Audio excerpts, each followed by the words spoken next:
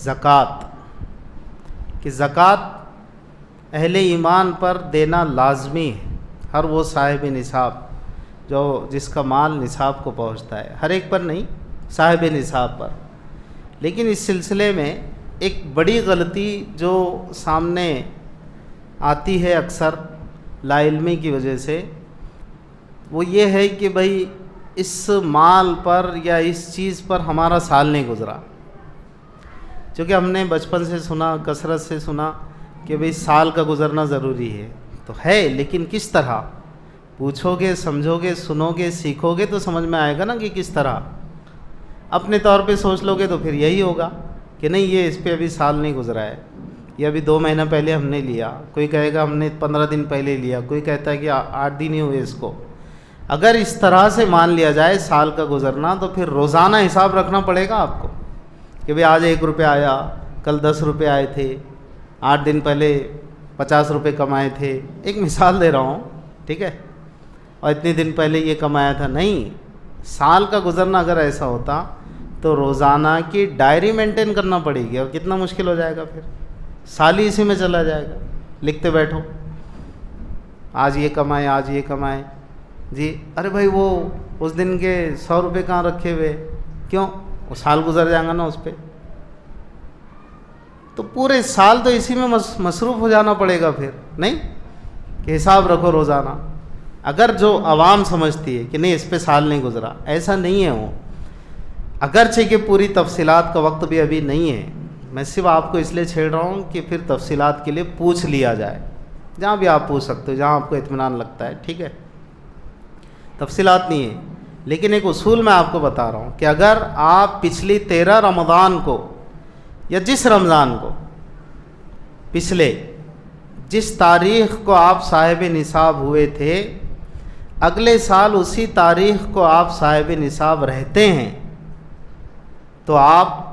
صاحب نصاب ہیں اور آپ پر زکوٰۃ لازم ہے۔ بات آئی ہے سمجھ میں؟ نہیں آئی شاید۔ ایک آدمی مثال کے طور پر 1 رمضان کو صاحب نصاب ہو جاتا ہے، صاحب نصاب کا مطلب جس پر زکوٰۃ لازم واجب ہوتی ہے، ٹھیک ہے، یا زکوٰۃ فرض ہوتی ہے جس پر، تو وہ 1 رمضان کو صاحب نصاب ہوا گزشتہ سال۔ اب اس 1 رمضان کو بھی وہ اپنی حالت کا جائزہ لے لے کہ بھئی آج میرے پاس کتنا ہے، اگر وہ بھی نصاب کے بقدر ہے تو پچھلے 1 رمضان کو بھی میرے پاس اتنا تھا کہ نصاب کو پہنچتا تھا وہ مال، بشرطے کہ وہ مال بھی ان شرائط پر اترتا ہو۔ میں نے کہا نا ساری تفصیلات اس وقت بیان نہیں کی جا سکتی، وہ مال بھی ان شرائط پر اترتا ہو جو زکوٰۃ کے لیے لازمی ہے، ٹھیک ہے۔ تو بہرحال اگر وہ پچھلی 1 رمضان کو صاحب نصاب تھا، اس رمضان کو بھی اپنا جائزہ لے لے 1 رمضان کو، ارے بھئی آج بھی میں صاحب نصاب ہوں، ہاں، تو اب پلس مائنس پورے سال میں جو ہوا آج جو ہے، اور جس پر زکوٰۃ لازمی آتی ہے اس طرح کا مال، ان شرائط پر جو مال اترتا ہے زکوٰۃ والی شرائط پر، تو آج بھی اگر وہ اس طرح کا صاحب نصاب ہے تو بس وہ زکوٰۃ ادا کرے گا، آج جو اس کے پاس ہے اس کا 2.5%۔ بھلے ہی اس کے مال میں کسی چیز کا اضافہ 8 دن پہلے ہوا تھا، کسی چیز کا اضافہ 2 دن پہلے ہوا تھا، سمجھ رہے ہیں آپ؟ اس لیے کہ بڑی غلطی ہو رہی اس سلسلے میں